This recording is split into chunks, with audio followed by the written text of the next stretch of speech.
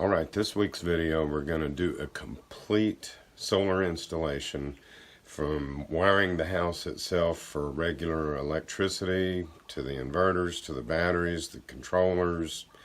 Everything's going to be encompassed in this video. This is what I would consider kind of a larger scale system, and when I had purchased my inverters initially, they were designed for typical lead acid batteries, and they worked okay for my nickel iron batteries, but they didn't quite get them charged all the way up. And when MPP Solar came out with this newer inverter that allows a higher charging voltage, I thought that that would help my nickel iron batteries out better. So whenever I saw that, I offered to Dwayne and Clint both the purchase of the inverters that I was currently using, and then I would buy the inverters that could charge these nickel iron batteries better. And so that way it was a win-win-win all the way around. Clint and Dwayne got their inverters cheaper than just going and buying them new, and I was able to buy the newer inverters that would charge the nickel iron batteries without having to pay full price for them all over again. So it just helped us all out in a better way there. And also, Dwayne and Clint both purchased the exact same pallet of solar panels. I'd found these off of eBay. It's a pallet of 20. They're 245 watts rated, and they are used.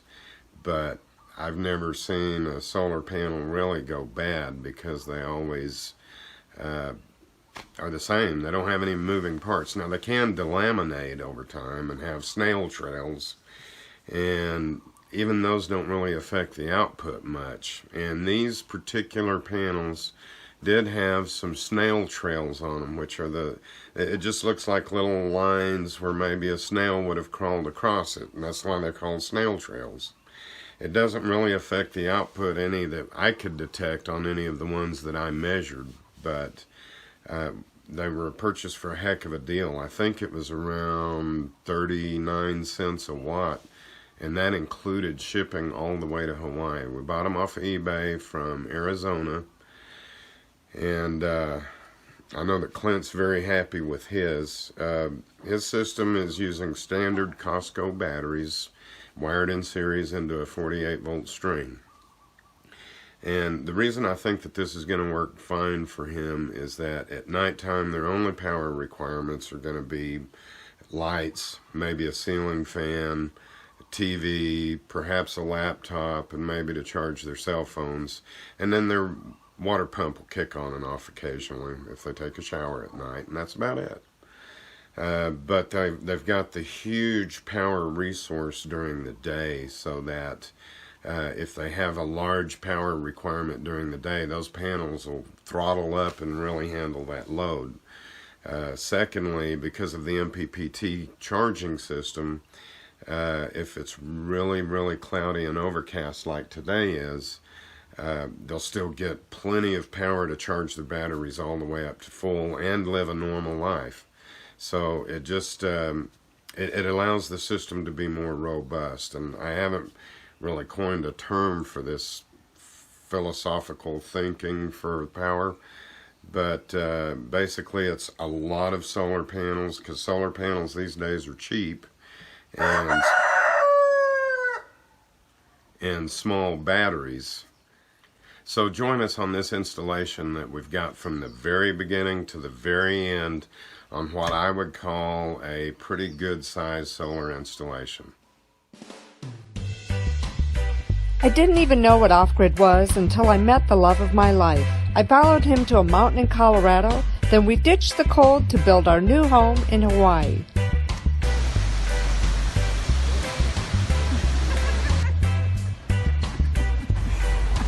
Follow us as we tour the Big Island, discover all the wonderful cultures here, and help others with their dreams. We are living off-grid, really.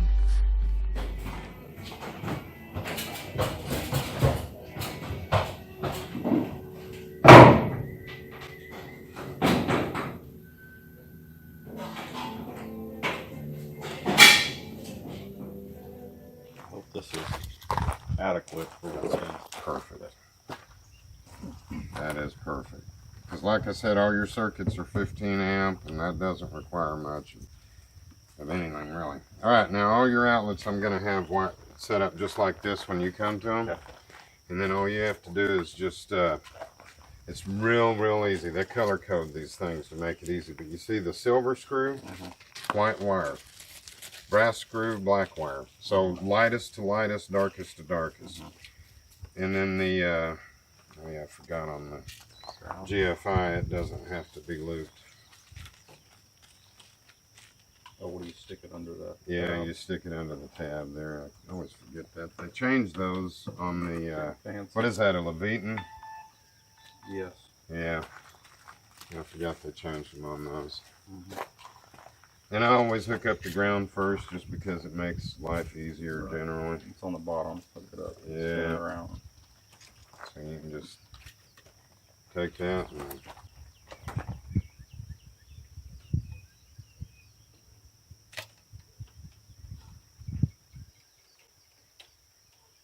and then have you got your drill with a Phillips bit on it? I can do that. Okay. Okay.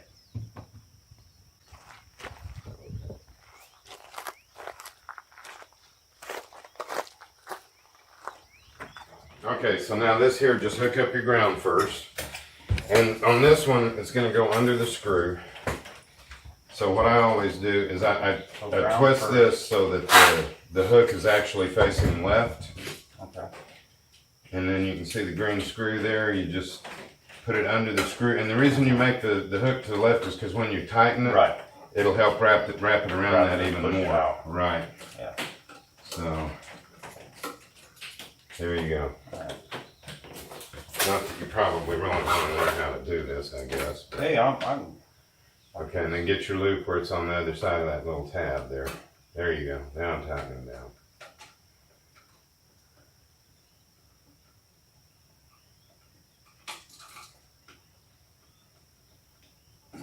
Okay, now get all your white wires and plug them into the silver screws. And you can see the holes in the back here. There's there's a hole here and a hole here. Right. Not the slot, but the hole. right. So you plug both your white wires into those.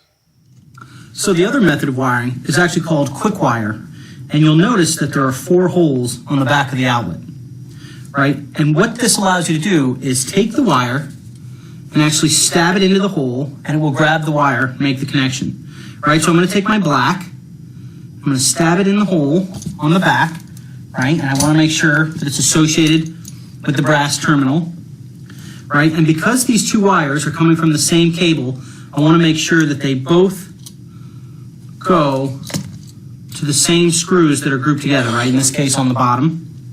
And I want to make sure that my white goes to my silver. All right, get it in the hole. Stab it in. There we go. Okay. Yep.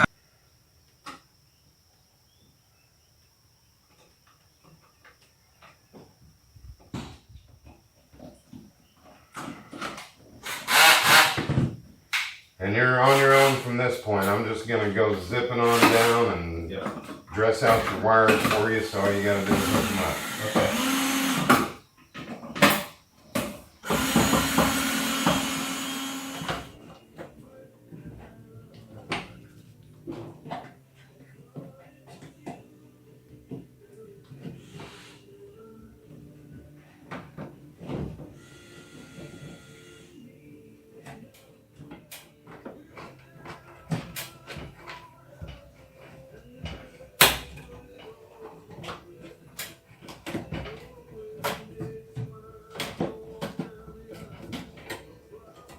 Tight here. Yep.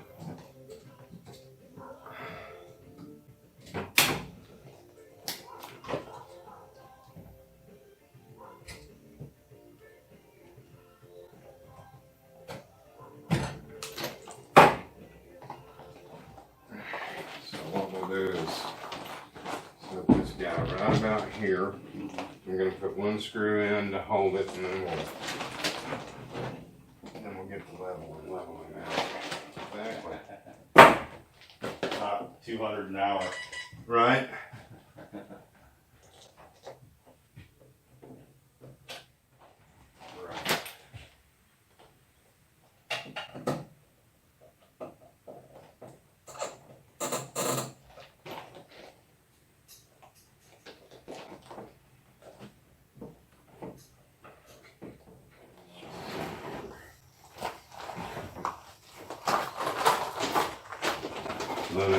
that's a high density.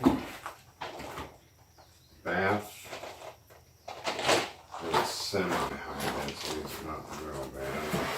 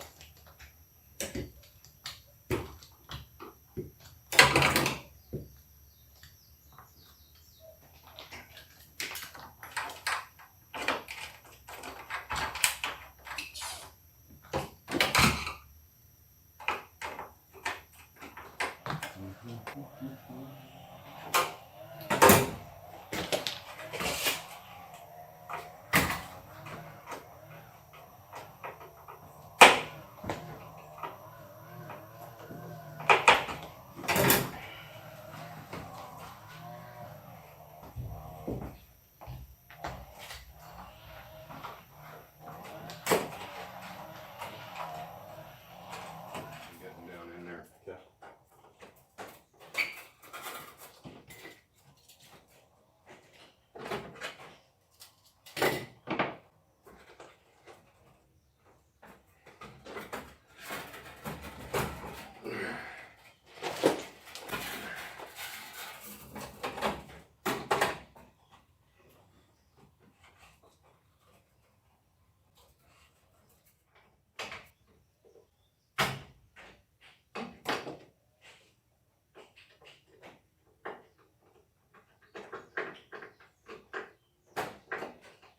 Alright, you ready to fire it up? Sure. Why don't you do the honors? All right. So the first thing you want to do is turn the breaker on for the batteries. It's the far right breaker. On. Just flip it up. Okay. And now there's a switch on the side here. You can turn that on. Okay. Beep beep. Well, I've got all the beeps turned off in it. This is your voltage, 49.9. And now it says it's making electricity. You got something to plug in? Got a red light there, so that's good. Let's see. Do I have something?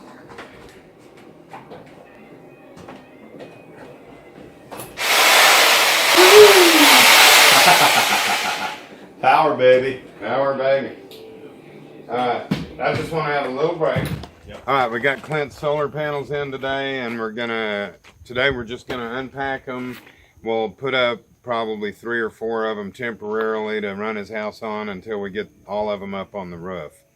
So, how does it feel to have your panels in? Feels awesome. We're stoked. All Trying to right. get some juice going in this place. Yeah, alright, we'll get your razor blade and cut that booger All off. right.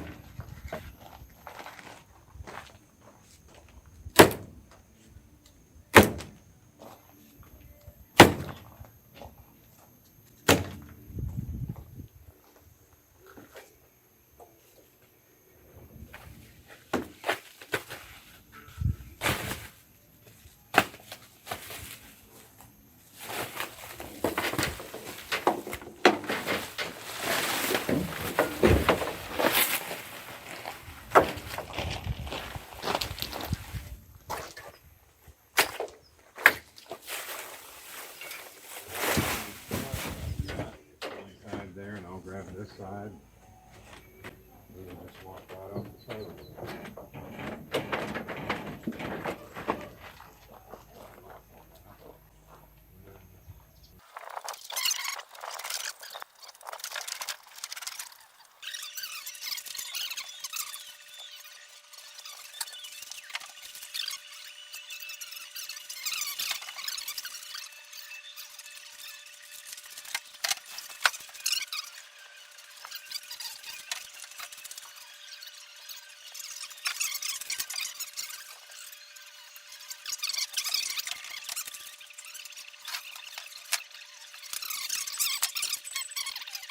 was thinking we'd do 5 more of these critters, and then I'm just wanting to get a little bit of everything that we do along the way here.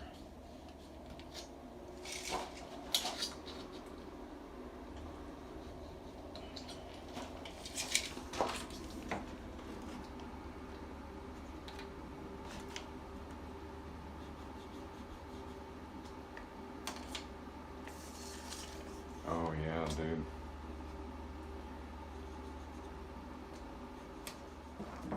Okay, let me show you this.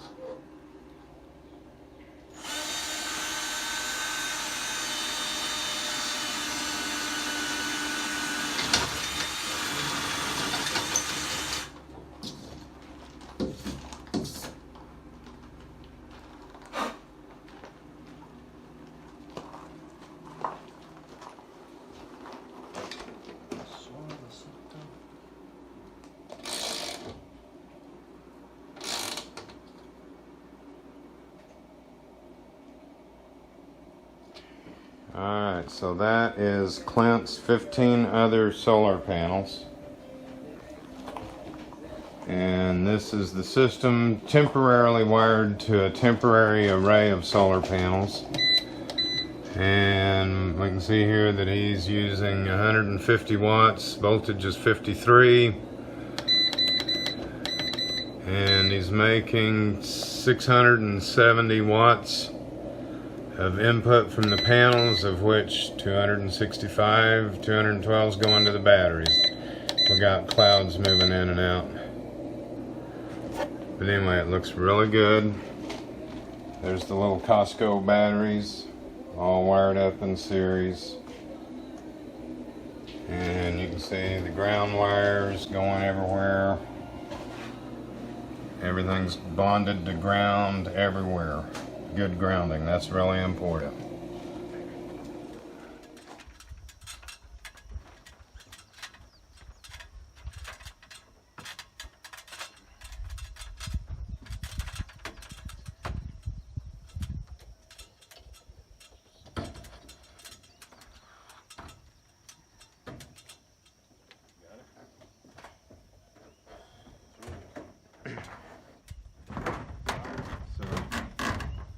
Let's start over here on this edge.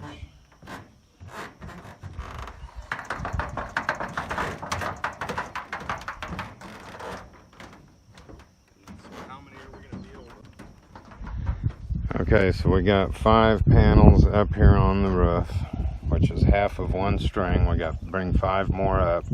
We're going to go ahead and mount these 5 and get them on, and then we'll bring up the next 5, hook those up. And by the end of today, he'll be making electricity off of these.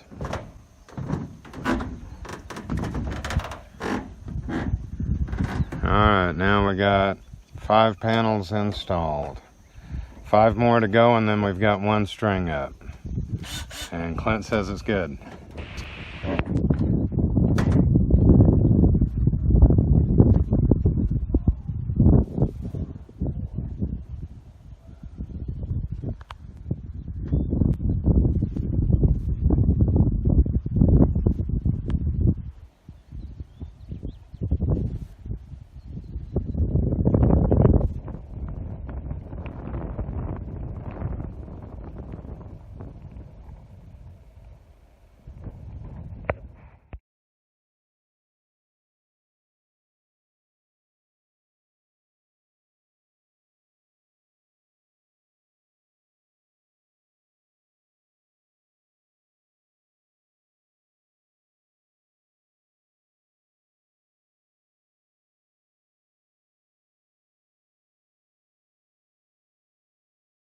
Alright, so I'm going to show how these connect together.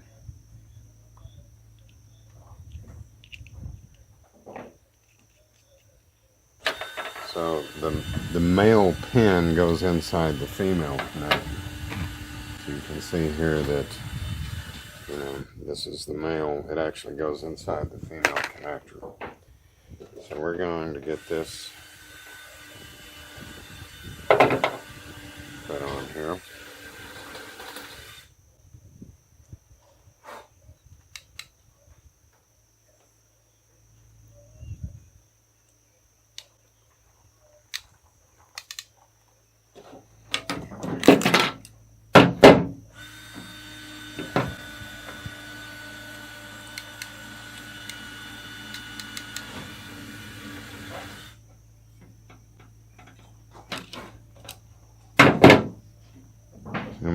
good electrical connection. Mechanical connection usually means a good electrical connection.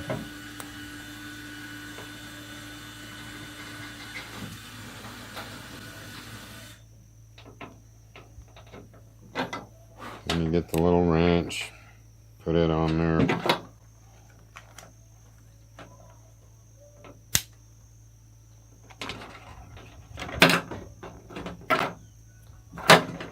And there it is, ready to go to work.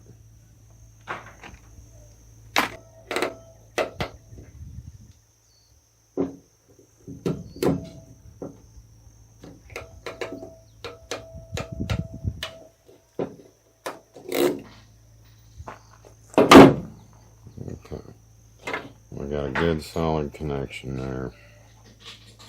Take this guy, plug him in.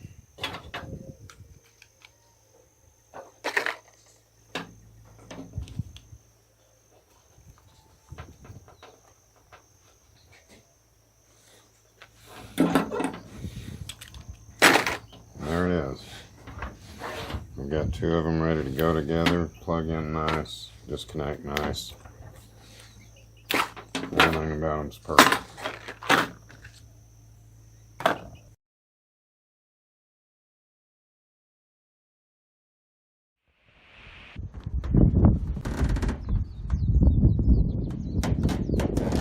think I need to get over to one side here.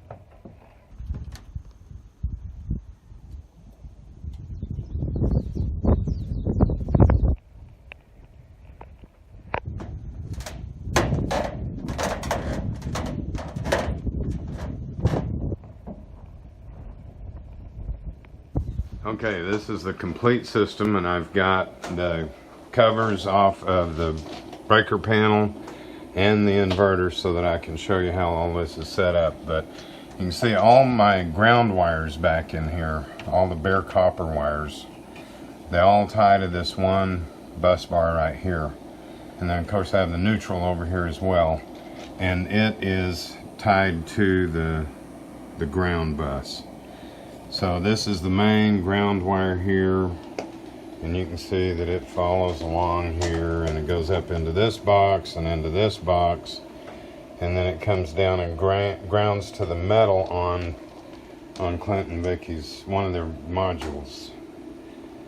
And so we trace the other ground wire out. We've got the grounds that go up into this orange wire here, up into this box, and this box itself is grounded, as well as the grounds in these two orange wires being tied together. Comes down here, and then you can see here that the ground wire from the orange wire is grounded to the inverter on its ground, and everything's happy. It's got we got 300 volts on the panels, 0.6 amps, 200 watts coming in. Nothing's going to the batteries because they're full. They're sitting there floating out at 55 volts. And everything's running just real happy. Pulling around 90 watts of power. And everything's working great. Of course, we have the cutoff for the battery main disconnect on that. I've got a 60 amp. Don't know if you can really tell, but the batteries use a 60 amp breaker, and that's adequate because when you're pulling really heavy amperage, that's done during the day, and most of that's going to be supplied by the solar panels, not by the batteries. So you'll pull very little off the batteries, if anything. And then this other square D breaker box is acting as a combiner box for the two solar arrays up there. I know that it shows the little red thing, but it's just because the angle that it's at, they're not really tripped. And everything's just nice and compact, using regular Costco 6-volt golf cart batteries. And this will be plenty for them because the only thing they're going to run at night is lights and a TV, and then their water pump over here might kick on a couple of times at night. And that's a 240 volt pump, and these modules that they purchased here that they used for like a living room and bedroom. They were wired 240 volts, so we got those wired at 240 volts. We got a 240 volt breaker for the modules, and then we've got 240 volt breaker for the pump, and then we've got the front part of the house, the kitchen, the bath, and then the pods where we run outlets into those.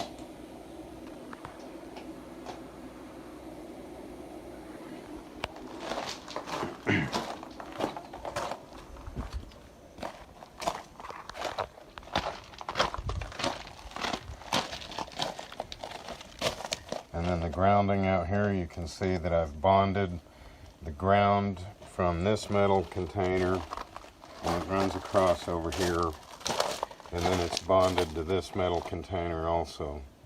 And that keeps the voltage potential the same between the two metal containers and the electrical system of the house. And then all that will go to a ground rod. All right, so Steve, I luckily ran across Steve. He came and helped me out, figure out my solar. A little bit apprehensive at first about the solar thing because I'd never had a house connected to solar before, and it actually went a lot smoother and easier than I thought. And you know, electric bills get pretty high, Especially here in Hawaii. especially here. And for spending $4,000 or $5,000 in materials, you know, just for the materials, but man, it's really going to pay off. It's worth coughing up what you can get. Yeah. You know, get some money up and get yourself some solar, and in the long term, it's really going to save you a lot of money. And it's just the same as electric. It's the same exact thing. You know, last few days we've been hooked up. We haven't had anything run out or, you know, found any extra need for anything. And man, should have done it 20 years ago. And you had a shower last night, right? Had a shower, got the water pump working. And you made a pot of coffee with it wasn't a gas Regular coffee percolator, pot, it was an electric coffee pot, so didn't even bother anything. It yeah, didn't drag this down is batteries a or. nice system. So I'm really happy with it, and Steve does excellent work. Thank And you, sir. Thank you, I appreciate I it. appreciate it. And I want to say that Clint has been kind enough to pay me very well for my time to come here and do this. And Clint, you're helping a lot of people up there on that little mountain where we're at, because that's going to get spread out to other folks. Now, I'm not going to lie, I'm probably going to buy me a burger on the way home. But it's really going to go to help a lot of other people in the forest. And I also want to say that you have an opportunity to help also, because when you watch a commercial on our channel, we do get paid for that, and there's been a couple of times that you've seen us do things for people that couldn't really afford it on their own. And that income that we get from YouTube goes to help those people out there. And you're going to see us kick into overdrive now thanks to Clint. We're going to really be doing a whole lot more, and I'm looking forward to it. And Clint, thank you for everything. No and problem. keep us Thank posted. you, sir. We might come back and do a 1 month follow-up or something. You're welcome, anytime. Thanks. Thanks, Appreciate it. guys.